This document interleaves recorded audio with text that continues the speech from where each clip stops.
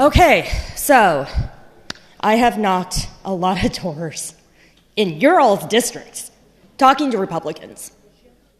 We've had a conversation at the door. You know what? They brought it up. I didn't bring it up.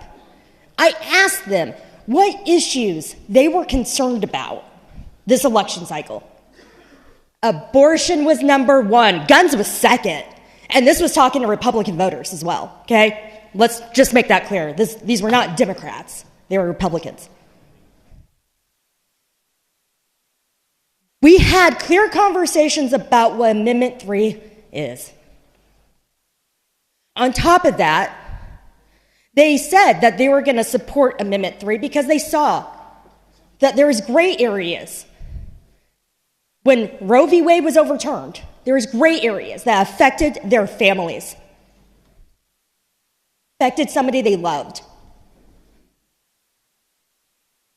And they knew there's consequences. So that's why they supported the passing of Amendment 3. But then their concern was, and continues to still be, is that they vote for it, and then guess what the Missouri General Assembly does?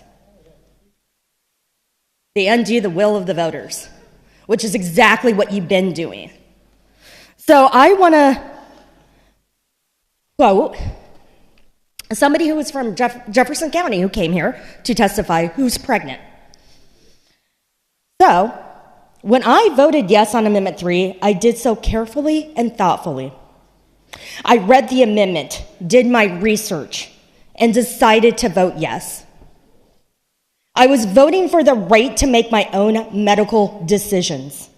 I was voting for my daughter who will be born into this world soon.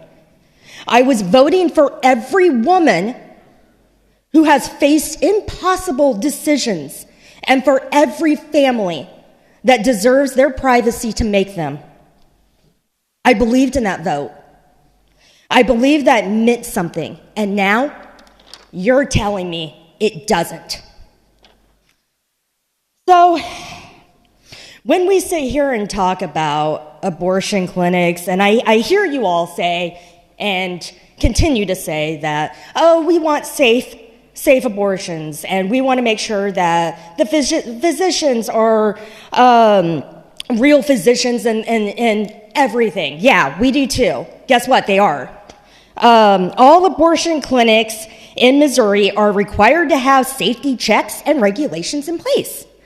And yes, a patient in Missouri can sue an abortion provider for malpractice if there is harm. It's there. It's there. I also hear you all continue to talk about the protection of women. Well, let's talk about protecting women. Because years ago, y'all passed a gun bill that here in the state of Missouri, there's a loophole where domestic violence offenders can legally possess firearms and buy them. Y'all haven't even passed that bill yet. A representative on your side filed it every year who is 100% Second Amendment rights, but understood that we needed to protect women. But you wouldn't even bring it up for a vote. And so you want to sit here and talk about protecting women? Well, let's talk about that. Let's protect women.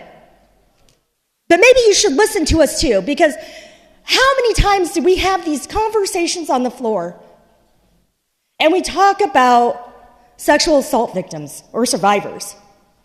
Well, guess what? I'm one of them, just like most of us here in the body. You know how that feels?